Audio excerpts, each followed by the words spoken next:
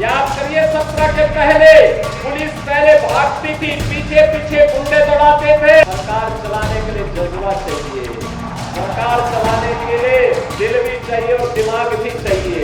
ये जो लोग सत्ता को अपनी कटौती मानते थे वे लोग आज समझने लग गए हैं अब उत्तर प्रदेश में कभी उनको वापस नहीं आना है। याद करिए 17 के पहले पुलिस पहले भागती थी, पीछे पीछे गुंडे दौड़ाते थे।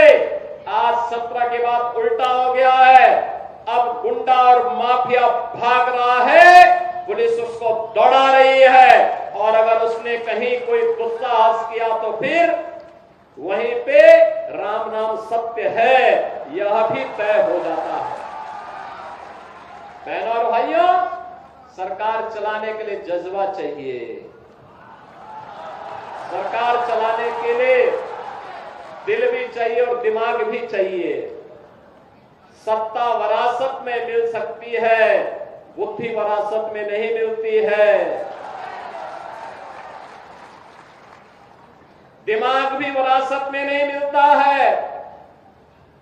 ये जो लोग सत्ता को अपनी पपौती मानते थे वे लोग आज समझने लग गए हैं अब उत्तर प्रदेश में कभी उनको वापस नहीं आना है, इसलिए षड्यंत्र करने का प्रयास कर रहे हैं, अराजकता पैदा करने का प्रयास कर रहे हैं। उनका विकास से कोई लेना देना नहीं, उनका रोजगार से कोई लेना देना नहीं, उनका अन्नदाता किसानों से कोई लेना देना नहीं, बेटी की सुरक्षा हो इससे उनका दूर दूर का कोई रिश्ता नहीं, उनको व्यापारी का सम्मान हो इससे भी कोई दूर दूर तक रिश्ता नहीं। और तो आप देखते होंगे जब उनके किसी एक माफिया शागिर्द को, किसी डकैत को जो पुलिस मुठभेड़ में मारा जाता है, जब मारा जाता है तो इनकी दुखती हुई नस पर जैसे पुलिस ने उंगली रख दी हो तब ये चिल्लाने लगते हैं। आप मुझे बताओ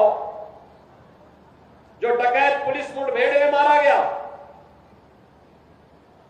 जो मारा गया, अगर वह डकैत जैसे हथियारों का प्रदर्शन करते हुए डकैती डाल रहा है, वहां ग्राहक भी बैठे हैं, ग्राहकों को खड़ा करके एक तरफ करके अगर गोली मार देता तो क्या उनकी जान को ये समाजवादी पार्टी वापस कर पाती क्या? कर पाती क्या? और वो किसी भी जाति के हो सकते थे, ग्राहक वो यादव भी हो सकता था, दलित भी हो सकता था, किसी भी जाति का हो सकता था, क्योंकि किसी को बेटी की शादी करनी होती है, किसी को कोई विदाई में कोई जेवर देना होता है। जेवर की परंपरा हमारे इतिहास का एक महत्वपूर्ण कार्यक्रम हिस्सा है, मांगलिक और एक शुभ कर्म का हिस्सा माना जाता है।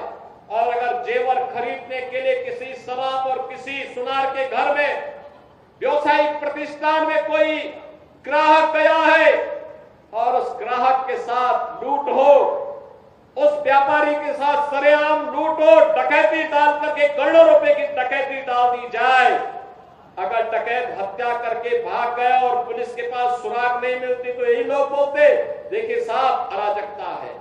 और अगर पुलिस ने पकड़ लिया, कार्रवाई कर दी और फिर मुठभेड़ में, आपसी मुठभेड़ में डकैत मारा जा रहा है तो समाजवादी पार्टी को बुरा लग रहा है, कह रहे साहब ये नहीं होना चाहिए था। तो क्या होना चाहिए था? पूछना चाहिए, थोड़ा पूछिए इन लोगों से क्या होना चाहिए था।